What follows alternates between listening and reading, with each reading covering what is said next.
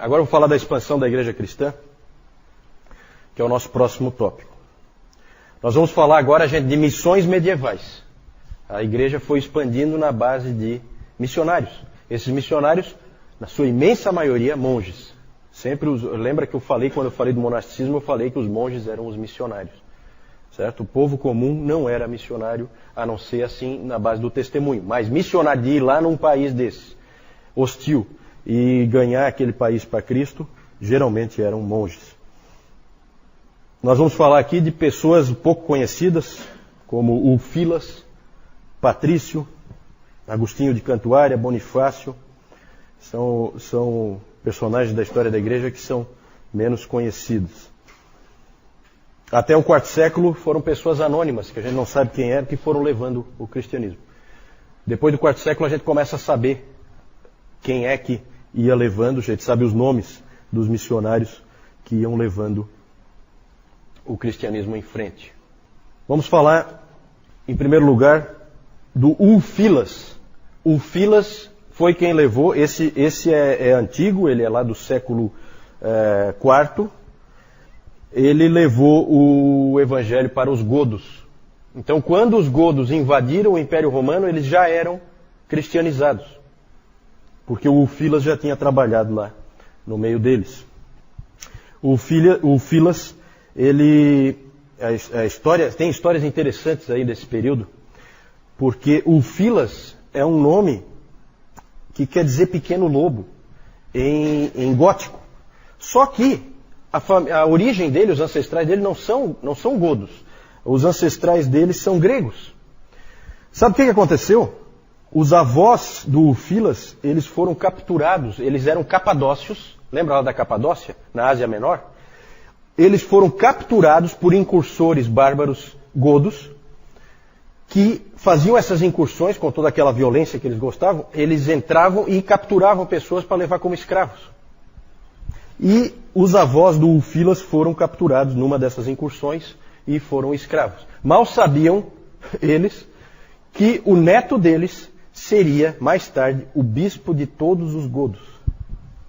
Vê como é que são as histórias, né? Como Deus usa coisas estranhas, né? Então, na verdade, um acontecimento terrível de você ser capturado como escravo. Imagina você ser capturado como escravo.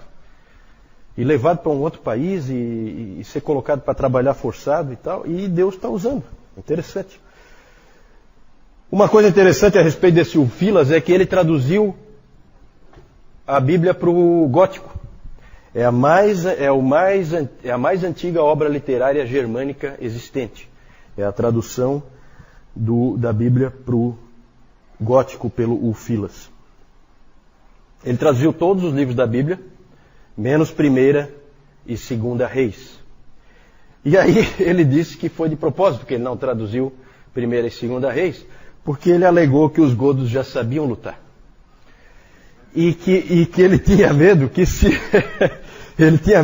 ele colocasse esses livros ali dentro, isso ia instigar eles a quererem lutar mais ainda. Então ele tinha medo porque ele não conseguia segurar os caras, né? Os caras só pensam em guerra 24 horas por dia.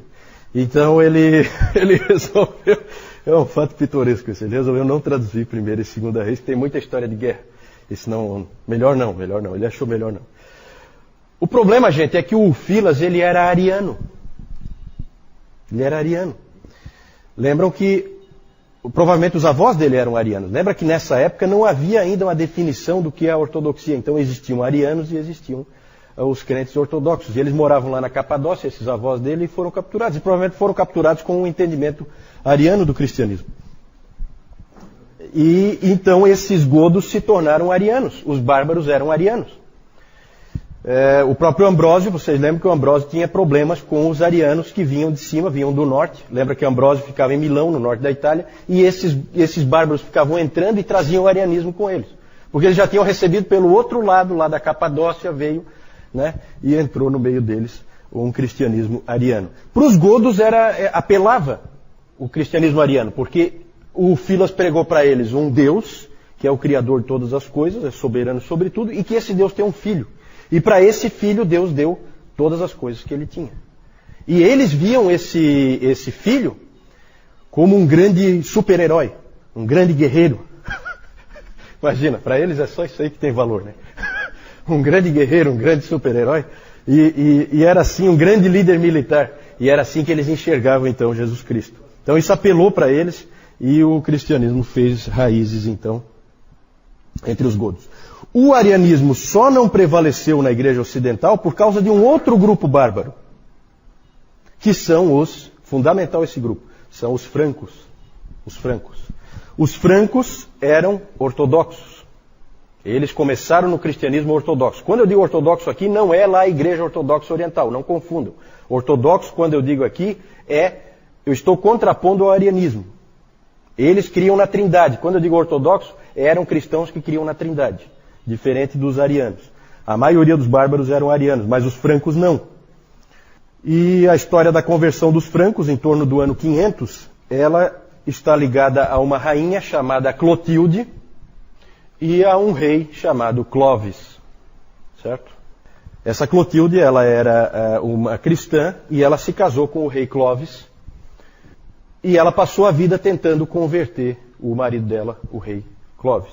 E foi difícil, mas ele acabou se convertendo e foi batizado no ano 496. E quando ele foi batizado, todos os francos foram batizados. Tá? Porque tipicamente nesse período, o rei se converte, todo mundo se converte. Não tem escolha, não é decisão pessoal. Entendeu? Então vejam, aí depois eu vou falar um pouco desses problemas, né? O cristianismo está avançando sim, mas de uma maneira estranha, certo? Estranha. E aí é interessante a história do batismo dos francos. Depois João vai mostrar ali o batismo do Clovis. No batismo dos francos tem uma história interessante. Os francos então foram ser batizados, e aí todos os militares francos foram ser batizados também, todo o exército franco. Que não é fraco, tá? Vocês viram que só eles conseguiram parar os muçulmanos, certo? Claro que foi muitos anos depois, mas eles já eram um grupo forte naquela época. E no batismo dos francos, eles então eram batizados, mergulhados na água, e sempre deixavam a mão direita para fora, na hora que eles eram mergulhados, para poder continuar lutando. Então a mão direita ficava do lado de fora para não ser batizada, para eles poderem continuar pegando na espada. Então são fatos pistorescos assim, é meio estranho. Né? Para nós é super estranho, né? Mas tudo bem. E os francos foram fundamentais para fazer prevalecer a crença na Trindade e não deixar o arianismo tomar conta. Vejam como esses francos já foram úteis 2 vezes agora, hein? Eles já defenderam o cristianismo dos muçulmanos, Deus está usando. E também defenderam a teologia, defenderam contra o arianismo, que teria prevalecido fatalmente se os outros bárbaros tivessem prevalecido. É claro que a conversão dos outros bárbaros do arianismo para a ortodoxia, para a crença na Trindade, é evidente que na maioria das vezes, pela força. Esse é um período, vocês vão ver coisas interessantes aí. Depois eu vou falar do Olaf, vocês vão gostar muito do Olaf. E por isso que ali eu coloquei antes, o João mostrou, o Carlos Magno com o Videquindo na frente dele. Foi porque o Carlos Magno conquistou a Saxônia, que é lá no norte, hoje é a norte da Alemanha, né? Saxônia, fica ali perto da Dinamarca. Ele conquistou os saxões. Então eles iam conquistando e com isso já obrigava a batizar. Você vai batizar aqui.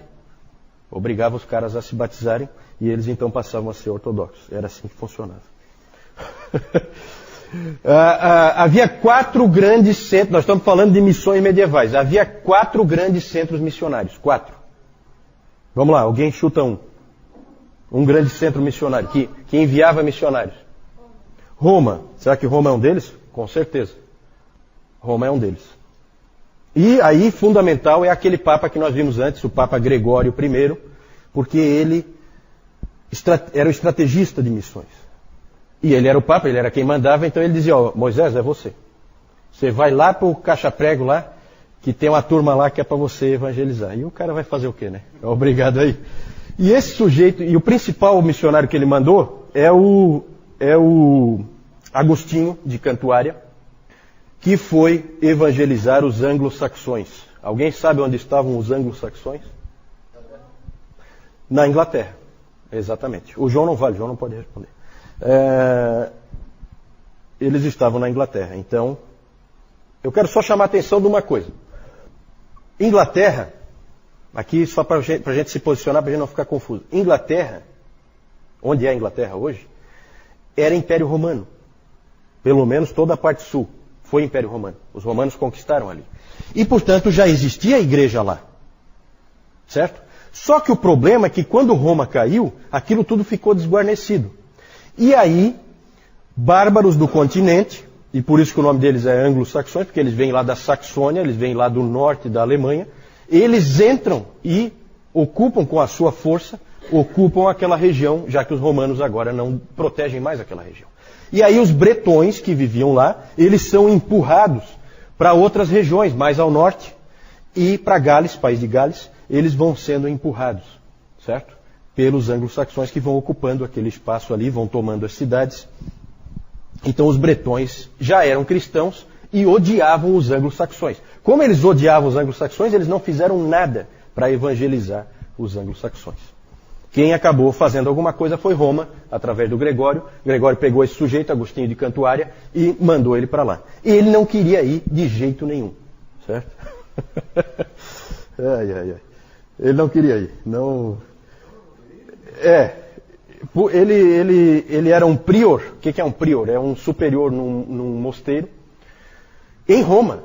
Ele vivia no centro da civilização. E agora mandavam ele ir lá para o meio dos malucos, lá, daquele monte de bárbaro. Não é uma tarefa muito agradável. E realmente o trajeto que ele fez, quem estudou aí o trajeto dele, diz que ele ia dando volta e não chegava nunca. Sabe quando fica enrolando assim? E é interessante as cartas que Gregório, o Papa, trocava com esse Agostinho. Eles trocavam cartas. E o Gregório ficava incentivando ele. Não, vai que é importante, você precisa ir e tal. E ele meio que relutando. É bem interessante como o Gregório incentivou esse Agostinho aí, não deixou ele desistir. Ele quis desistir muitas vezes. Muitas coisas interessantes aconteceram, mas o mais importante é que o rei Etelberto de Kent acabou se convertendo ao cristianismo. Kent é uma região lá na Inglaterra. E ali começou então, é aquela coisa, o rei se converte todo mundo. O evangelismo de massa é uma tranquilidade. Se você vencer o rei, você está feito. Certo? Você só precisa converter um para converter todos. E aí, então, o rei Etelberto acabou se convertendo em 601.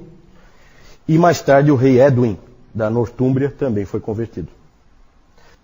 Levou alguns anos depois para que a nova igreja estabelecida pelo Agostinho de Cantuária, Canterbury, né? Cantuária é o centro do cristianismo lá no Reino Unido, até hoje, certo? Então lá se estabeleceu o centro do cristianismo já naquela época, e o Agostinho, evidentemente, foi o primeiro arcebispo da Cantuária, que é famoso, né? Essa função é famosa até hoje na Inglaterra. Levou alguns anos depois para que essa igreja nova, vamos chamar assim, uma igreja nova, criada pelo Agostinho, se unisse com a igreja antiga dos bretões, ainda do tempo do Império Romano. Porque um não gostava do outro. E aí levou algum tempo, mas acabaram conseguindo, né? Os papas foram fazendo ali reuniões entre eles e tal, e acabaram conseguindo unificar a igreja ali, sempre sob o papado. Do meio dos anglo... Não. Não é a pergunta do Seik é se era ariana. Não é ariana. Tudo que parte de Roma é ortodoxo, tá? Sempre isso aí foi a partir da Trindade, e também os bretões que já estavam lá também tinha sido da época do Império Romano, não eram, eles já tinham sido cristianizados dentro também da fé ortodoxa.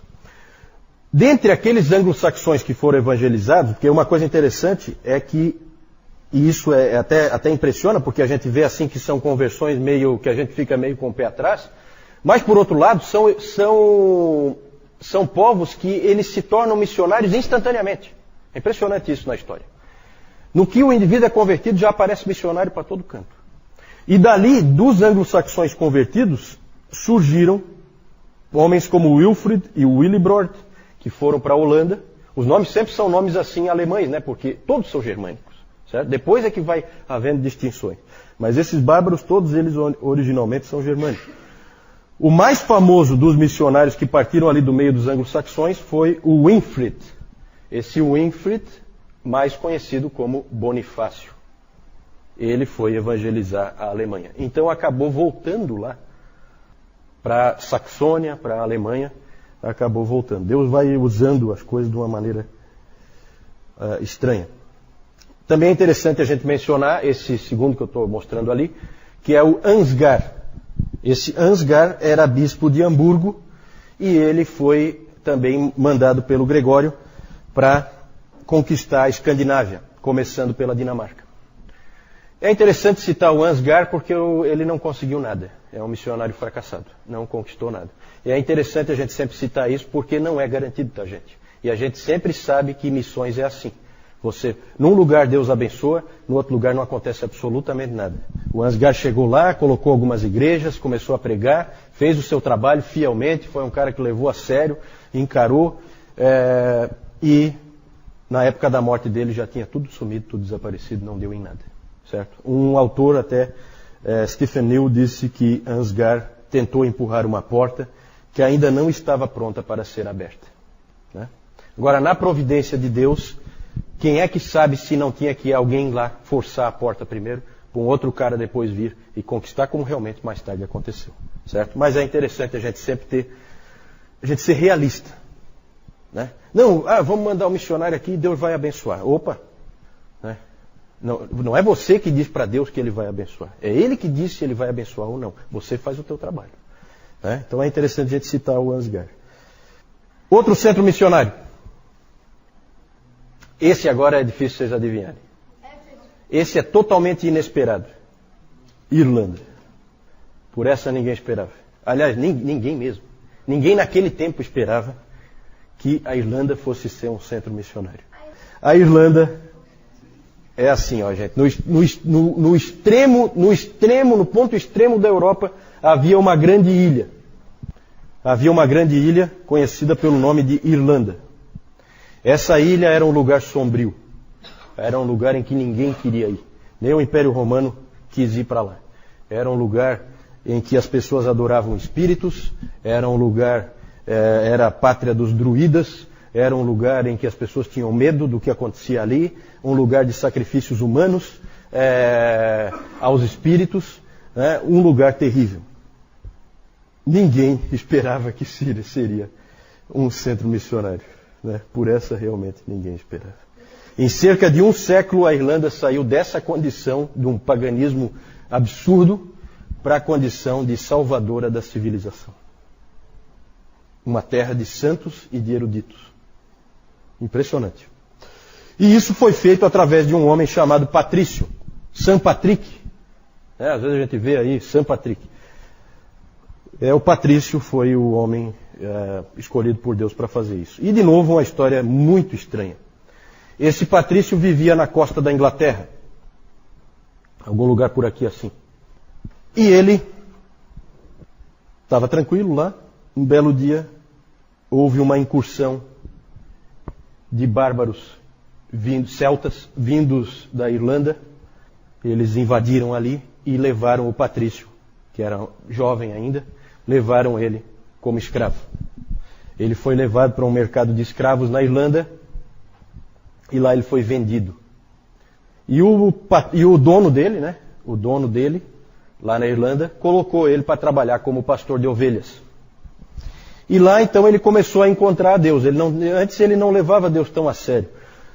Ele era cristão, mas ele lá começou a levar Deus a sério. Ele disse que enquanto ele pastoreava as ovelhas, ele orava umas 100 vezes por dia. Mais ou menos.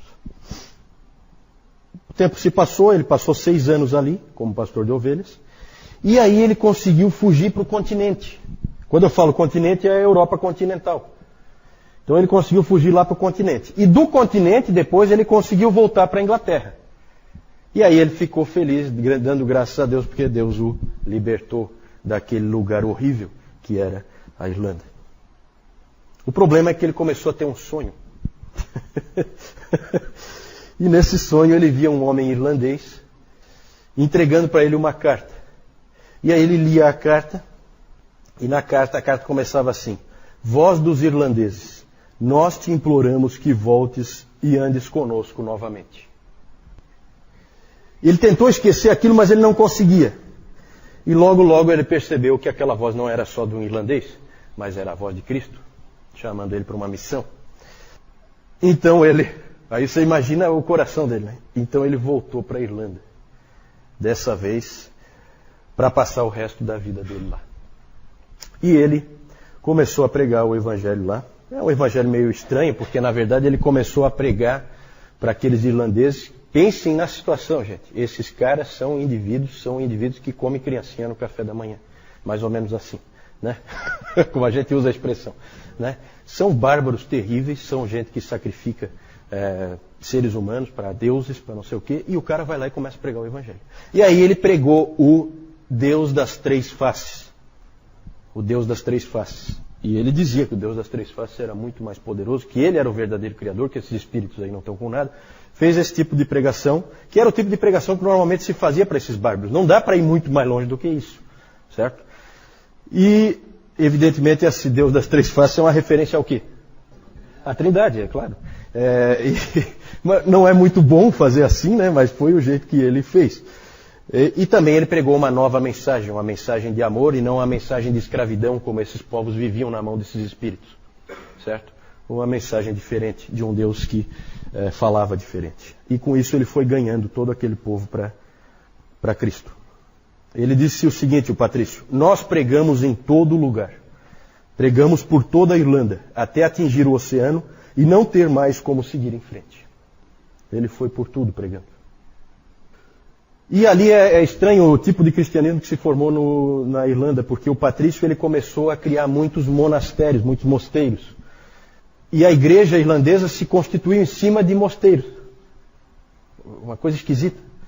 Ela não era em cima de igrejas, assim, ela era em cima de mosteiros. E ali começou então a haver monges dentro desses mosteiros. E isso era tão forte para eles. E vocês sabem que o mosteiro ele tem como o principal autoridade dentro do mosteiro é o abade. E aí tem uma carta dos cristãos irlandeses para o Papa, em que eles falam assim: ao abade de Roma. Porque na cabeça deles, a autoridade é sempre o abade, né? Então a gente vê aí como é forte essa coisa do monasticismo ali no meio deles. E os monges ali irlandeses preservaram o conhecimento.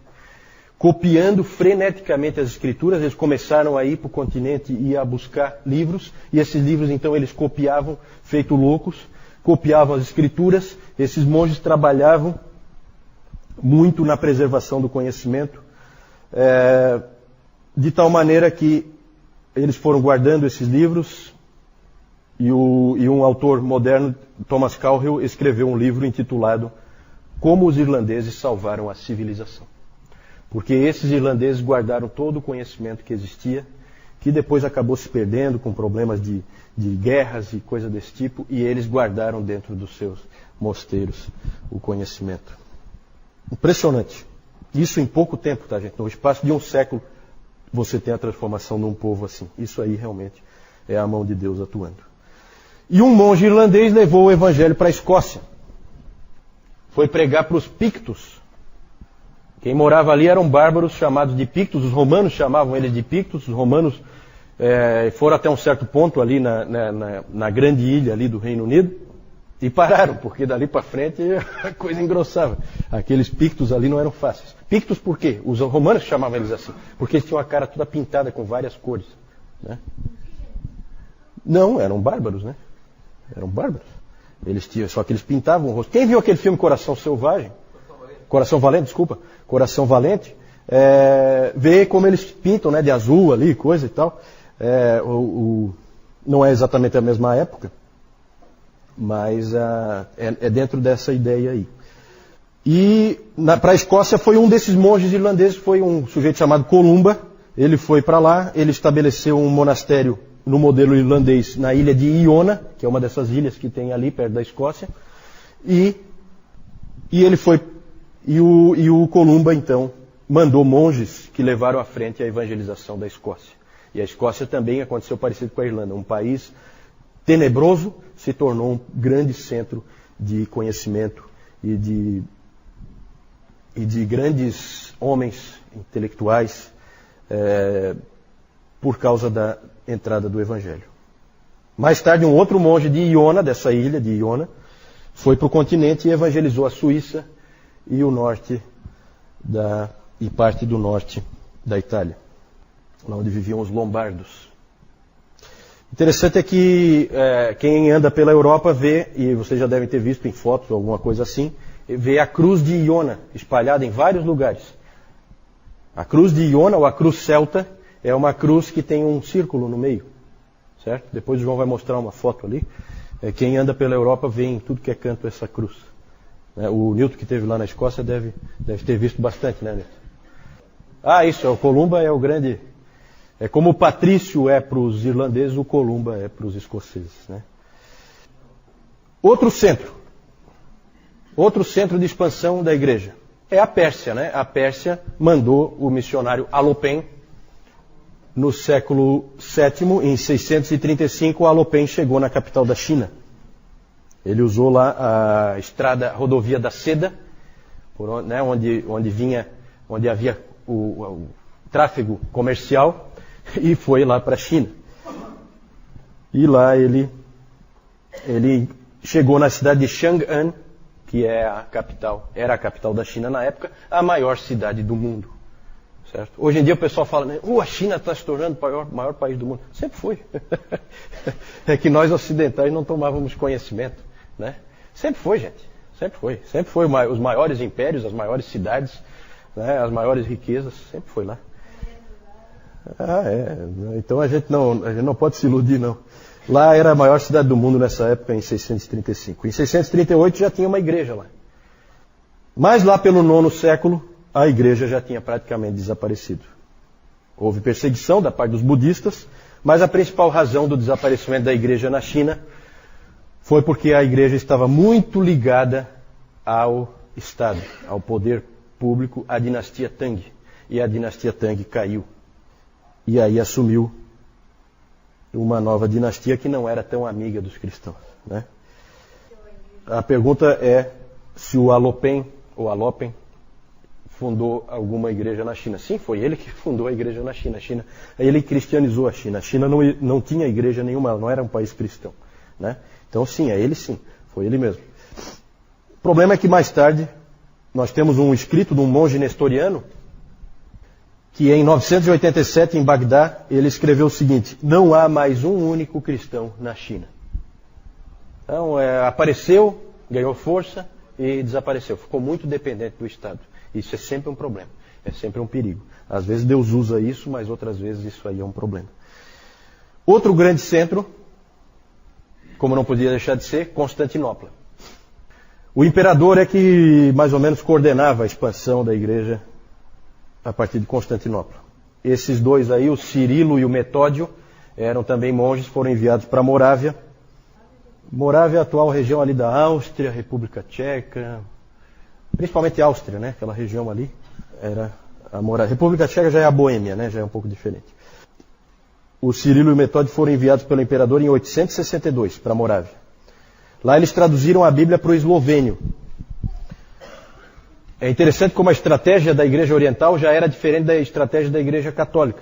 Na Igreja Católica, nesse período, no final desse período de 500 anos que nós estamos vendo, a estratégia normalmente da Igreja Católica é levar o latim com ela. E obrigar os caras a aprender o latim, para conhecer a Bíblia. E é claro que os caras não aprendiam latim coisa nenhuma, esses bárbaros não estão a fim de aprender a língua de ninguém. E por isso a Bíblia ficou presa, como se usa a expressão. A palavra de Deus ficou presa dentro da Vulgata Latina, porque ela não chegou ao povo. Isso vai ser um problema mais tarde, e aí na época da Reforma vai ter todo esse trabalho de pôr a Bíblia de volta na mão do povo. Mas vejam que a Igreja Oriental ela se posiciona de uma maneira diferente. Os missionários iam para lá e já traduziam a Bíblia, sem problema nenhum. Foi traduzido para o eslovênio, pelo Cirilo e pelo Metódio, a Bíblia lá na Morávia. E o mais importante, a grande conquista da Igreja de Constantinopla foi conquistar a Rússia e a Ucrânia para o cristianismo. Essa foi a grande conquista da ortodoxia oriental. E aí tem uma história interessante, né? Porque o que se diz é que o príncipe Vladimir da Rússia em 988, ele achou que o povo dele, os súditos dele, precisavam de uma nova religião. Então ele lá na cidade de Kiev, ele determinou a cristianização de todos os povos que estavam sob ele. Isso ele fez a partir de uma análise, ele mandou emissários pelo mundo para analisarem as religiões que havia. E o islamismo ele descartou de cara. Ele chegou a considerar o catolicismo romano, mas quando vieram os emissários que tinham ido para Constantinopla e vieram de volta para ele e disseram para ele que quando eles entraram em Ágia Sofia, eles já não sabiam mais se eles estavam no céu ou na terra. E aí eles falaram para ele da liturgia, de como era o culto, da beleza das coisas, e aquilo agradou o Vladimir. E aí o Vladimir bateu o martelo, essa aí é a nossa religião. Conversão, né? Claro que não foi só isso, evidentemente Constantinopla também já tinha enviado missionários lá para dentro, né? Eles tinham conhecimento de que existia esse cristianismo ortodoxo ali.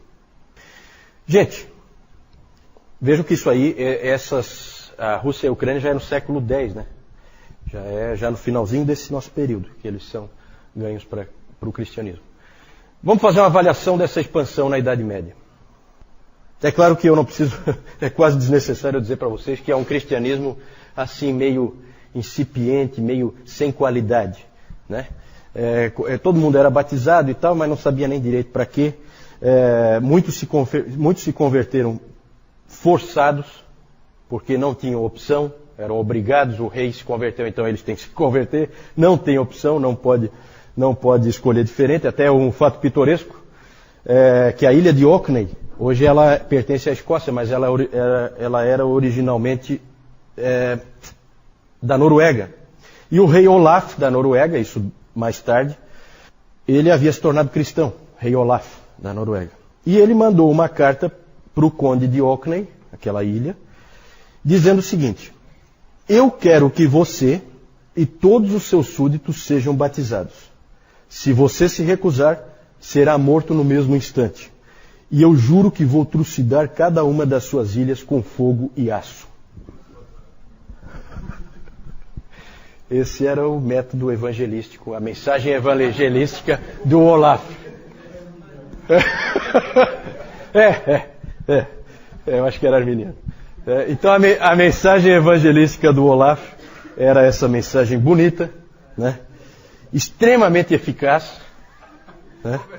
Conversão em massa e instantânea, certo? E é claro que vocês percebem, só por esse exemplo aí, que é bem pitoresco, vocês percebem que haveria muito trabalho pela frente, certo? Mas Deus está usando, gente. Não se esqueçam que esses lugares que estão sendo ganhos, ali vai nascer, no meio onde estão os francos, vai nascer João Calvino. Lá onde estão os anglo-saxões, vão nascer todos os puritanos. Lá na Alemanha vai nascer Martinho Lutero. No meio dos lombardos vão nascer gente como Savonarola. Então, gente, Deus está preparando o caminho. A hora que tiver tudo preparado, Ele põe a Bíblia dele na mão das pessoas realmente, com o livre exame das Escrituras, e aí a coisa vai ser diferente, né? Agora, várias gerações aí realmente são gerações assim que a gente não sabe o que Deus vai fazer com elas. É claro que não é todo mundo que é soldado, não é todo mundo que é sanguinário, evidentemente que sempre ali no meio tem pessoas que têm uma fé genuína, às vezes muito assim, sem muitos elementos, mas a gente sabe que cada um deve andar de acordo com a luz que tem. E eu tenho certeza que tem gente que assume a postura radical de que em 1000 anos ninguém foi salvo. Isso aí eu acho que é um pouquinho temerário você fazer, né? Eu acho que Deus está trabalhando aqui. É estranho o que acontece, mas, né? Pode ter sido o Olaf, não sei. Muitos também se converteram porque percebiam que com isso levavam vantagens, como também aconteceu lá na época do Constantino. Outros se converteram por causa daquilo que é chamado de encontro de poder. Veja essa expressão, encontro de poder. O que significa isso? É uma comparação entre deuses. Muito comum na conversão dos bárbaros haver comparação entre deuses. Vinha o cara pregando um novo Deus. Esse Deus que você está pregando é mais forte do que o que nós já temos? Se for, nós vamos com ele. Eu topo qualquer Deus, desde que seja o mais poderoso. É o que ganha. Eu quero ficar do lado de quem ganha, né? É mais ou menos assim. E um exemplo disso a gente vê que no próprio Patrício. Patrício usou esse tipo de recurso na Irlanda, encontro de poder. Ele costumava falar do poder da Trindade, do Deus das três faces. E um episódio muito interessante foi o do Bonifácio na Alemanha. O Bonifácio, Wilfrid, né? Wilfrid, não sei o nome dele, é alguma coisa assim, o nome original dele. Mas ele depois ficou conhecido como Bonifácio. Bonifácio foi para a Alemanha e não conseguia resultado no meio daqueles bárbaros lá. Até que ele teve uma ideia. No meio lá dos bárbaros tinha o grande carvalho dedicado ao deus Thor. Deus germânico Thor. Um carvalho gigantesco dedicado a esse deus. E ele um dia teve a ideia, vou pegar um machado e vou derrubar essa droga dessa árvore. Olha o evangelismo. Pegou o machado e foi com o machado. E ele, sozinho, foi lá e começou a cortar o carvalho. As pessoas ficaram todas assustadas, olhando aquilo e imaginando que dali a pouco ele ia ser fuzilado, destruído pelo deus Thor. E ele foi cortando, a árvore caiu e nada aconteceu. E eles todos então se converteram ao Deus do Bonifácio. Porque claramente era um Deus mais forte. Né? Então é um típico, vejo coisa estranha, né? O encontro de poder. Apesar disso, gente, apesar desse tipo de expansão do cristianismo, nós precisamos lembrar que a providência de Deus está em ação. Aqui, como eu já falei antes. Uma outra coisa que chama a atenção, coloquei aí por último, missões transculturais. Interessante isso. Sempre quem ganha o outro povo é alguém que veio. Né? Deus vai cruzando as nações. Né? Quem ganha a Alemanha é um inglês. Quem ganha a Irlanda também é um inglês. Né? Quem ganha a Escócia é um irlandês. Os escoceses não vão gostar muito disso, provavelmente. Então há esse cruzamento. Certo? Quem ganha a China é um persa. Então as missões transculturais que até hoje são uma realidade, é sempre assim que o cristianismo avança. Eu acho que na providência de Deus ele quer mostrar que uns dependem dos outros e que precisa sim, quem já está com o cristianismo na mão, precisa levar para quem não tem chance de ouvi-lo. Vamos lembrar sempre dos nossos missionários. João? Aqui embaixo nós temos o batismo de Clovis. Como o Juliano falou, a esposa dele, Clotilde, estava evangelizando ele até que um dia ele chegou e se converteu. E quando ele se converteu, todo mundo se converteu também. Todo mundo que eu digo lá do reino dele, né? Aqui nós temos o Agostinho de Cantuária. Tá? Ele foi o primeiro bispo. Ele foi também um monge beneditino. E ele, pregando o evangelho, ele converteu o rei Ethelbert, aqui de Kent, Ethelberto, e ele também começou a evangelizar aquela população. Aqui nós temos Ansgar, que ele foi o primeiro bispo de Hamburgo. Aqui nós temos aqui o Deus com as três faces, representando ali a Trindade, né, com o Patrício, que ele fez ali. Patrício aqui estava pregando o evangelho aqui na Irlanda. É o batismo aqui dos povos ali, e muitos desses aqui que foram batizados, eles se tornaram monges. Aqui nós temos o Patrício cortando o grande carvalho de Thor. Bonifácio. E quando eles viram que nada aconteceu com ele, daí eles se converteram, e aqui foi edificada uma igreja, ali no lugar onde foi cortado aquele carvalho ali. E aqui nós temos aquela cruz de Iona, que ela existe hoje ainda em muitos países, como o Newton já chegou a ver também lá na Escócia. E aqui o Columba, entre os Pictos. Os Pictos são aqueles povos aqueles povos ali que se pintavam ali, né? Que eles não conseguiam chegar até lá. Os romanos tinham pavor de chegar até lá, né?